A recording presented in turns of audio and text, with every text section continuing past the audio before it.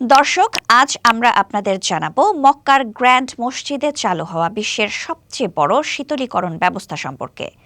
পবিত্র হজ উপলক্ষে সৌদি কর্তৃপক্ষ মসজিদুল হারাম এবং মদিনার মসজিদে নববীতে এই বিশাল কুলিং সিস্টেম চালু করেছে। এই ব্যবস্থায় 1,55,000 টন থার্মাল ইউনিট পরিমাণ বাতাস শীতল করতে সক্ষম হবে যন্ত্রটি। এই শীতলীকরণ ব্যবস্থা মূলত কাজ করছে দুটি বড় স্টেশন থেকে। প্রথমটি আল শামিয়া স্টেশন, যার ক্ষমতা 1,20,000 টন, দ্বিতীয়টি আজিয়াত স্টেশন, যার ক্ষমতা 35,000 টন। এই দুটি স্টেশন মিলে পুরো মসজিদুল হারাম কমপ্লেক্সকে শীতল রাখবে।